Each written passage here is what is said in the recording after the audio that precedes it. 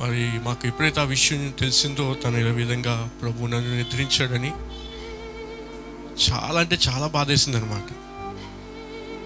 ఎంత బాధ వేసిందంటే చిన్నపిల్లవాడు ఇంకా తను జీవితాన్ని ఏమాత్రం ఎంజాయ్ చేయకుండా, ఏమాత్రం సరైన అవగాహన లేకుండా దేవుడు తను తీసుకుని వెళ్ళిపోయాడని చాలా బాధపడ్డాం మా ఇంట్లో వాళ్ళందరం కూడా. మాకి ఎంత బాధగా ఉంటే కన్న తల్లికి ఇంకెంత బాధగా ఉంటుంది. అసలు అనుకున్నాను, తల్లిని ఎలాగ ఆదరించాలి, అసలు ఆ కుటుంబాన్ని అసలు ఆదరించబడతారా వాళ్ళు?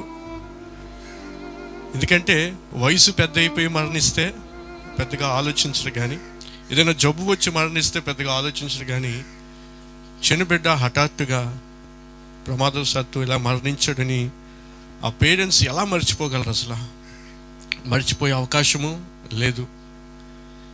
ఎంతమంది దైవ సేవకులు వచ్చి ఎన్ని ఆదరణ మాటలు చెప్పినా ఆ తల్లి బాధ పోనే పోదు.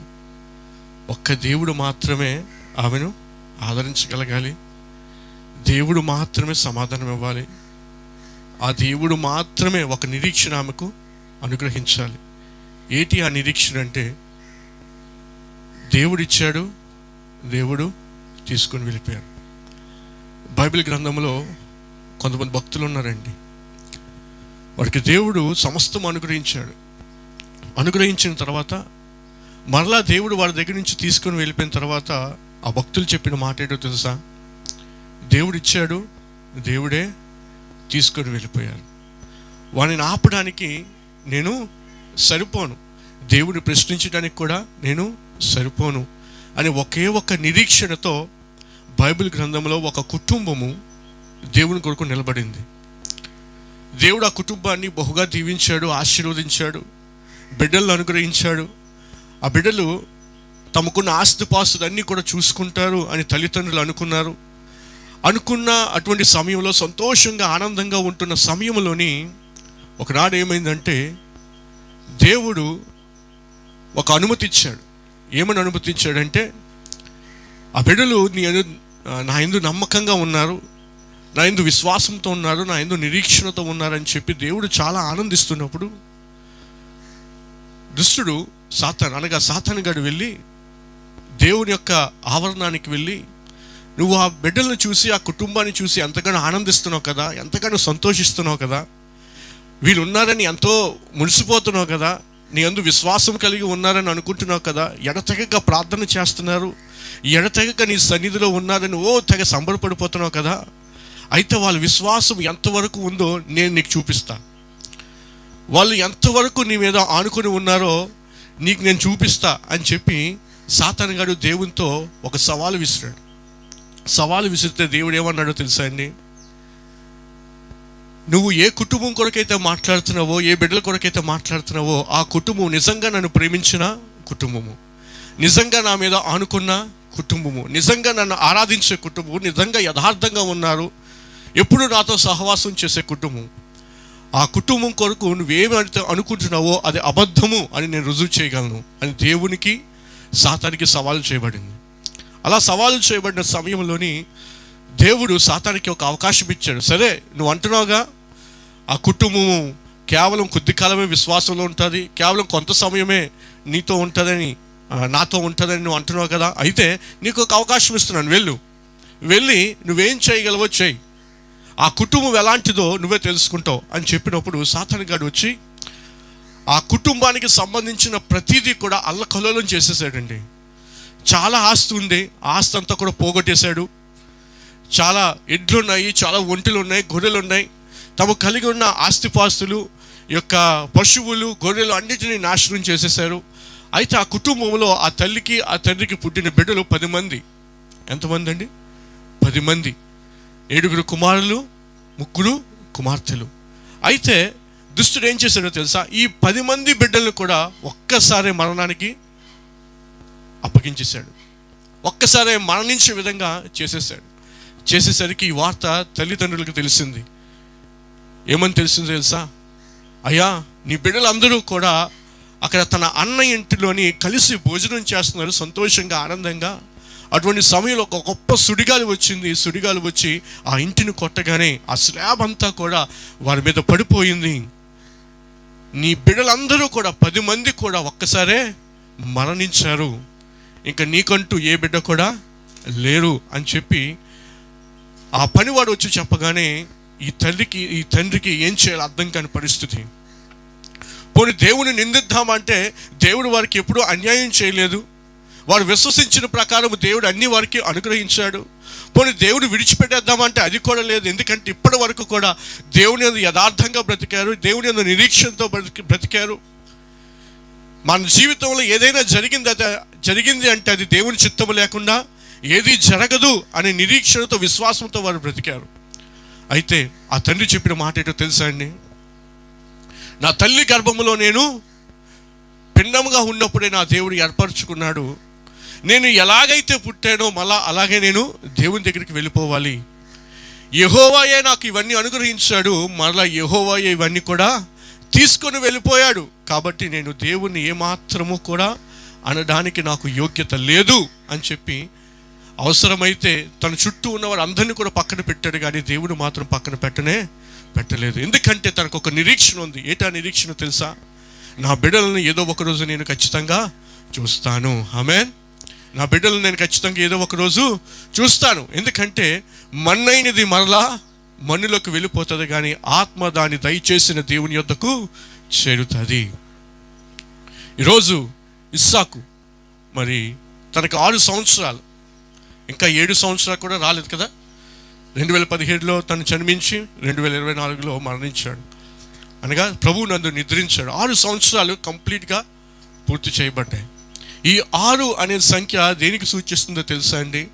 కొంతమంది బైబిల్ భక్తులు చాలామంది వాళ్ళు స్టడీ చేసి చెప్పిన మాట ఏంటంటే, ఈ 6 అనే సంఖ్య సంపూర్ణతకు సాదృశ్యం. ఎందుకనగా దేవుడు సర్వ సృష్టిని కూడా 6 రోజుల్లో సంపూర్తి చేశాడు, సంపూర్ణంగా తయారు చేసి మనకు అనుగ్రహించాడు. 7వ దినమున ఆయన విశ్రాంతి తీసుకున్నాడు. మరి ఇస్సాకు 6 సంవత్సరాలు కూడా తన జీవితం గడిపి ఈ లోకంలో ఆ తర్వాత ప్రభు దగ్గరికి తను చేరుకున్నాడు. ఇస్సాకు అనే మాటకి అర్థం ఏంటో తెలుసా అండి? ఆ ఫోటో చూస్తే మీకు అర్థమవుతుంది. ఆ ఫోటోలో మీకు ఏం కనిపిస్తుంది? చిరునవ్వు. ఇస్సాకు అనే మాటకి అర్థం ఏంటో తెలుసా? నవ్వు, చిరునవ్వు అని అర్థం. ఆ పేరుకు తగినట్టుగానే ఆ బిడ్డ ఉన్నాడు. మరి ఎప్పుడు నేను ఎక్కడికి వచ్చినా సరే చక్కగా నా దగ్గర పరుగులు తీసుకొచ్చి అనియా జోసఫ్ అనియా ప్రైజ్ మన క్రిస్మస్కి కూడా మరి మంచి హుషారుగా ఆనందంగా ఉండే వ్యక్తి. మరి నేను నమ్ముతున్నాను ఈ బిడ్డ ఖచ్చితంగా దేవుని రాజ్యంలో ఉంటాడు. ఆమేన్, హల్లెలూయా. ఇప్పటి వరకు మనం పాటలు పాడుకున్నాం చక్కగా. ఈ పాటలన్నీ దేని కొరకు తెలుసా? అది కూర్చొని ఆలోచిస్తున్నప్పుడు అనిపించింది, ఈ పాటలన్నీ దేని కొరకు అంటే ఎవరైతే ప్రభువుని నమ్ముకోలేదో, ఎవరైతే విశ్వసించలేదో వారికి ఆదరణ కలిగించడానికే ఆ మాట వారికి అర్థం అవడం కోసం. సువార్త నిమిత్తం ఈ పాటలు తప్ప నిజమైన విశ్వాసము కలిగిన మనము ఖచ్చితంగా ఏం చేస్తామో తెలుసా? బాధ అయితే ఉంటుంది, అది బాధ లేకుండా ఉండదు అని మాత్రం నేను చెప్పలేను, కానీ బాధ అయితే ఉంటుంది, వేదన ఉంటుంది. కానీ వాటికంటే మించిన సంతోషం మనం పడాలి. ఏంటంటే నా కుమారుడు పరలోక రాజ్యంలో ఉన్నాడు, ఏదో ఒక రోజు నా కుమారుడు నేను చూస్తాను. మరి చిన్నపిల్లలు మరణిస్తే ఎక్కడికి వెళ్తారండి? ఈరోజు నా పెద్దవారు బాప్తిజం తీసుకున్నాక వారు మరణిస్తే యేసుక్రీస్తుని అంగీకరించారు కాబట్టి వారు పరలోకానికి వెళ్ళిపోతారు, బాగానే ఉంది. మరి చిన్నపిల్లలు మరణిస్తే ఎక్కడికి వెళ్తారు? మరి బైబిల్ ఏం చెప్తుంది? చిన్నపిల్లలు మరణిస్తే మరి వారికి సరైన అవగాహన ఉండదు, పాపం ఏటో మంచి ఏటో వారికి సరిగ్గా తెలియదు. మరి అటువంటి వారు ఎక్కడికి వెళ్తారు అని మనం ఆలోచన చేసినట్లయితే, మనిషికి 8 నుండి 10 సంవత్సరాలు వచ్చేంత వరకు కూడా యాజ్ పర్ ద సర్వే, అలాగే బైబిల్ పండితులు చాలామంది వారి యొక్క అనుభవాల నుంచి చెప్పిన మాట ఏంటంటే 8 నుంచి 10 సంవత్సరాలు వచ్చేంత వరకు కూడా చిన్నపిల్లలకి సరైన అవగాహన ఉండదు. ఇది పాపము, ఇది పరిశుద్ధత, ఇది నీతి, ఇది అన్యాయము, ఇది మంచిది కాదు, ఇది చెడ్డది అనే సరైన అవగాహన 8 నుంచి 10 సంవత్సరాల లోపు ఎవరికి కూడా ఉండదు. అంటే 10 సంవత్సరాల లోపు పిల్లలకి సరైన అవగాహన ఉండదు. సో మరి పరలోకానికి ఎవరు వెళ్తారు, నరకానికి ఎవరు వెళ్తారు అనేది మనం ఆలోచన చేసినట్లయితే, ఎవరైతే పాపమును చేసి దేవుడు అనుగ్రహించు మహిమను పొందలేకుండా ఉంటారో వారు ఖచ్చితంగా నరకానికి వెళ్ళిపోవలసిందే. యేసుక్రీస్తుని తమ సొంత రక్షకునిగా అంగీకరించలేని ప్రతి వ్యక్తి, యేసుక్రీస్తుని తమ సొంత రక్షకునిగా అంగీకరించలేని ప్రతి వ్యక్తి కూడా ఖచ్చితంగా నరకానికి వెళ్ళవలసిందే. ఎందుకంటే మన పాపముతో మనము పరలోకానికి వెళ్ళే అవకాశము లేదు. మన పాపం పోవాలంటే మనం పరిశుద్ధుని యొక్క రక్తంలో కడగబడాలి. అలా మనం కడగబడితేనే పరలోక రాజ్యానికి వెళ్ళగలము, లేదా మనం నరకానికే వెళ్తాము. మరి చిన్నపిల్లల సంగతి ఏంటి? చిన్నపిల్లల కోసం దేవుడు ఏం చెప్పాడు అసలు అని మనం ఆలోచించినట్లయితే, ఈ 10 సంవత్సరాల లోపు వాళ్ళకి సరైన అవగాహన ఉండదు. ఇక్కడ మనం ఇస్సాకుని జ్ఞాపకం చేసుకున్నట్లయితే, ఇస్సాకు 6 సంవత్సరాలు, he was just 6 years old. కేవలము 6 సంవత్సరాల వయస్సు తనకి. నేను అనుకున్న సరిగ్గా తనకి తెలియదు, అరే ఇది చేస్తే పాపమురా, ఇది చేస్తే మంచిది, ఇలా చేస్తే దేవుడు నన్ను మెచ్చుకుంటాడు, ఇలా చేస్తే దేవుడు నన్ను మెచ్చుకోడు అనే సరైన అవగాహన కూడా తనకి లేదు. సో ఈ వయసు పిల్లలు చనిపోతే ఖచ్చితంగా ఎక్కడికి వెళ్తారంటే పరలోకానికే వెళ్తారు. ఎందుకంటే వారికి పాపం అంటే ఏమిటో సరైన అవగాహన వారికి లేదు. కాబట్టి దేవాది దేవుడు సృష్టిని అంతా కూడా కలుగజేసిన తర్వాత ఆదాముని అవ్వని ఎప్పుడు తెలుసండి బయటికి పంపించేశాడు ఆ ఏదైనా తోట నుండి? వారికి పాపం అంటే ఏటో తెలిసినప్పుడు, అవిధేయత అంటే ఏటో వారికి అర్థమైనప్పుడు దేవుడు వారిని ఏం చేశాడు? బయటికి పంపించేశాడు. అప్పటి వరకు కూడా దేవునితో సంతోషంగా ఉన్నారు, ఆనందంగా ఉన్నారు. వాళ్ళు దిగంబరులుగా ఉన్నప్పటికీ కూడా వారికి ఎటువంటి ఫీలింగ్స్ లేవు. చక్కగా దేవునితో సంతోషంగా ఆనందంగా కాలాన్ని గడిపేసేవారు. కానీ ఎప్పుడైతే దుష్టుడు వచ్చి వారిని మోసగించినప్పుడు, ఆ మోసానికి వారు గురైపోయారో వారిలో అవిధేయత అనేది స్టార్ట్ అయ్యింది. పాపం అంటే ఏటో అవగాహన వచ్చింది. ఇది చేసింది నేను పాపము, నేను చెప్పిన మాట వినలేదు కాబట్టి అది అవిధేయత అని ఎప్పుడైతే వారికి అర్థమైందో, అప్పుడు దేవుడు ఏం చేశాడు? వాళ్ళని మీరు ఇక్కడ ఉండడానికి వీలు లేదు అని చెప్పి వారిని ఏదేను తోట నుంచి దేవుడు బయటికి పంపించేశాడు. ఎప్పుడు దేవుడు పంపించాడంటే వాళ్ళకి పాపము అంటే ఏటితో అవగాహన వచ్చినప్పుడు, పాపము అంటే ఏడిది, మంచి అంటే ఏడిది, చెడు అంటే ఏడిది తెలిసినప్పుడు దేవుడు వారిని బయటికి పంపించేశాడు. సో ఇక్కడ ఇస్సాక్కి అవేమీ తెలియదు. It doesn't know what is righteousness and what is Holi life and what is sin. పాపం అంటే ఏంటి, నీతి అంటే ఏంటిది, పరిశుద్ధమైన జీవితం అంటే ఏంటిది తనకి ఏమీ తెలియదు. ఒక చిన్న పిల్లల మనస్తత్వం కలిగిన వ్యక్తి. కాబట్టి ఆ బిడ్డ ఎక్కడ ఉంటాడు?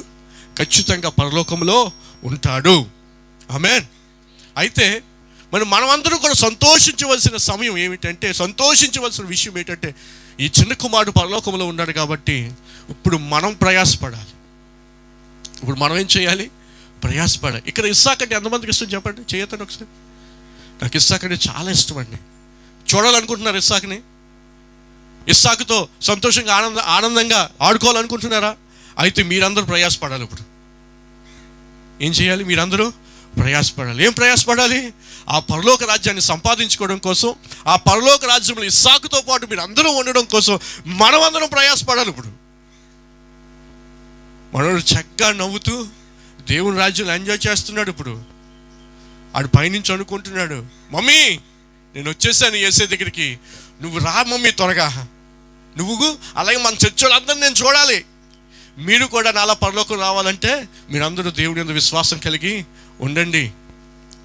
ఇదిగో నేను దేవుని రాజ్యానికి వచ్చాను, దేవుని రాజ్యం ఎంతో సుందరంగా ఉంది, ఎంతో అద్భుతంగా ఉంది, మీరందరూ కూడా రావాలి, మన చర్చ్ వాళ్ళందరూ కూడా ఇక్కడికి రావాలి అని చెప్పి ఏమనుకుంటాడు? అక్కడ దేవునితో పాటు మాట్లాడుకుంటూ ఆ బిడ్డ ఉంటాడు. సో గమనించండి. సో చక్కగా ఇస్సాకు దేవునితో ఆనందంగా ఉన్నాడు. ఇప్పుడు మనం చేయవలసిన పని ఏంటంటే, ఆ ఇస్సాకును చూడడానికి మనందరం ప్రయాసపడాలి. దేవుడికి చిన్న బిడ్డల పట్ల ఒక ప్రత్యేకమైన ప్రణాళిక ఉందండి. ఏంటో తెలుసా ఆ ప్రణాళిక? ఒకసారి తీయండి బైబిల్ గ్రంథం మనం ఓపెన్ చేసినట్లయితే, మత్తయి సువార్త 18వ అధ్యాయము, మత్తయి సువార్త 18వ అధ్యాయము 3వ వచనం నుండి ఒకసారి చదవండి. మత్తయి సువార్త 18వ అధ్యాయము 3వ వచనం నుండి, మీరు మార్పు నొంది బిడ్డల వంటి వారైతేనే పరలోక రాజ్యములో ప్రవేశిస్తురని మీతో నిశ్చయముగా చెప్పుచున్నాను, మీరు మార్పు నొంది బిడ్డల వంటి వారైతేనే కానీ మీరు పరలోక రాజ్యంలో ప్రవేశింపరని మీతో నిశ్చయముగా చెప్పుచున్నాను. దేవునికి స్తోత్రం. హల్లెలూయా, హల్లెలూయా. ఎటువంటి వారైతే పరలోక రాజ్యంలో ఉంటామంట మనం? ఇటువంటి చిన్న బిడ్డల వలె మన హృదయం మారి మార్పు నొందితేనే మనం పరలోక రాజ్యంలో ఉంటాము. దేవునికి యేసు ప్రభు వారికి చిన్న బిడ్డల పట్ల ఒక ప్రత్యేకమైన ప్రణాళిక ఉంది. ఒక ప్రత్యేకమైన ప్రణాళిక ఉంది. ఎవరైనా చిన్న బిడ్డలను అడ్డగిస్తే, ఎవరైనా అటువంటి చిన్న బిడ్డలను ప్రేమించకపోతే దేవుడు ఏమన్నాడో తెలుసా అండి? ఆ కిందకు ఒకసారి చదవండి. మత్తయి సువార్త అదే 18వ అధ్యాయం.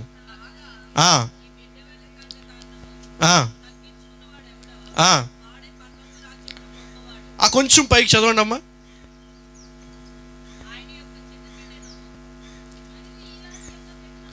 ఆరో వచనం నుండి, నా యందు విశ్వాసం ఉంచు ఈ చిన్నవాడిలో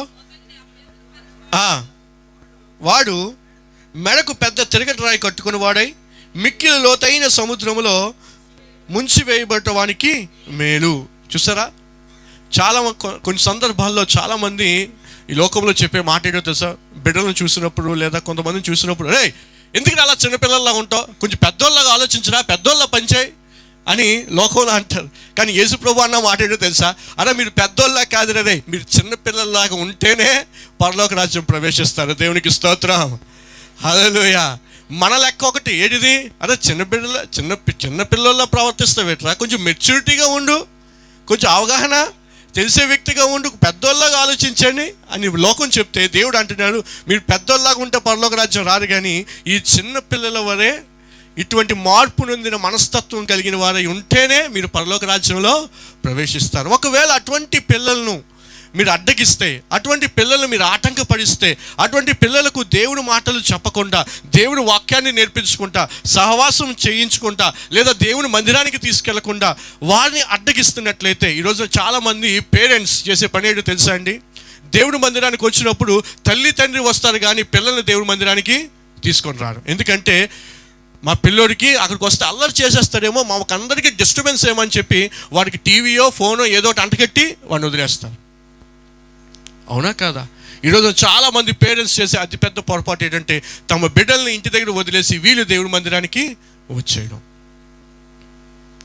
దేవుడు అంటున్నాడు, ఇటువంటి చిన్న బిడ్డలు ఎవరైనా సరే ఆటంకపరిస్తే, అభ్యంతరకరంగా ఉంచితే వాళ్ళు ఏం చేయాలంట? వాళ్ళ మెడకి ఏం కట్టుకోవాలంట? ఏం కట్టుకోవాలి? పెద్ద తిరగటి రాయి కాదు, పెద్ద తిరగటి రాయి కట్టుకొని ఎక్కడ మునగాలంట? సముద్రంలో మునగాల కాదు, మిక్కిలి లోతైన సముద్రంలో. ఏంటిది? మిక్కిలి లోతైన సముద్రంలో. చిన్న పిల్లల్ని ప్రోత్సహించకుండా, చిన్న పిల్లల్ని దేవుని దగ్గరికి నడిపించకుండా ఎవరైతే ఉంటారో వాడు బ్రతకడం కూడా దేవుడికి ఇష్టం లేదు. అటువంటి వాడు చస్తే మేలు. యేసు ప్రభువు ఎక్కడా కూడా ఇంత ఖండితంగా, ఇంత ఖచ్చితంగా ఒక వ్యక్తి మరణించాలి, ఒక వ్యక్తి నాశనం వైపులు ఎప్పుడు కోరుకోలేదండి. ఒక్క చిన్నపిల్లల విషయంలోనే. చిన్న బిడ్డలకి ఎవరైతే సరైన మార్గాన్ని బోధించుకుంటూ ఉంటారో అటువంటి వ్యక్తి పెద్ద తిరగటరాయి కట్టేసుకొని మిక్కిలి లోతైన సముద్రంలో వాడు మునిగిపోతేనే వాడికి క్షేమం. ఎందుకంటే ఒకవేళ మామూలు సముద్రం అనుకోండి, వాడు ఏదో విధంగా కష్టపడి బయటకు వచ్చి బతికేస్తాడేమో, అటువంటి వాడు బ్రతకడానికి కూడా వీల్లేదు. మిక్కిలి లోతైన సముద్రంలో వాడు పడిపోతే వాడికి మేలు, చిన్నపిల్లలను ఆటంకపరిచే బదులు. మరి ఈ విషయాన్ని మనం గమనించాలి. మరి చిన్న బిడ్డ మరి 6 సంవత్సరాల వయస్సులోనే, ప్రాయంలోనే తను దేవుడి యొద్దకు చేరుకున్నారు. కాబట్టి మనమందరము కూడా ఆ బిడ్డను చేరుకోవడానికి మనమందరం ప్రయాసపడాలి. ప్రసంగిలో ఒక మాట ఉంటుంది, మనం పుట్టడానికి ఒక సమయం ఉంటుంది, చనిపోవడానికి కూడా ఒక సమయం ఉంటుంది. దేవుడు ప్రతి ఒక్క వ్యక్తికి కూడా ఒక సమయాన్ని కేటాయించాడు.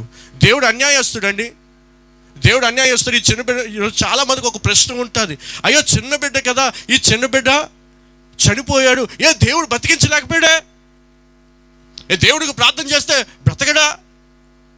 మీకు విషయం చెప్తాను చూడండి. దేవుడికి ప్రార్థన చేస్తే ఖచ్చితంగా అద్భుతాలు జరుగుతాయి. యేసుక్రీస్తుకి ప్రార్థన చేస్తే ఖచ్చితంగా ఆశ్చర్యకార్యాలు జరుగుతాయి. యేసు ప్రభు ప్రార్థన చేసినప్పుడు చనిపోయిన వాడు కూడా తిరిగి లేచాడు. అయితే ఒకసారి ఒక దైవజనుడు చనిపోయాడండి. దైవజనుడు చనిపోతే ఆ కుటుంబం అంతా కూడా ఆ దైవజనుడి కోసం ప్రార్థన చేస్తుందంట.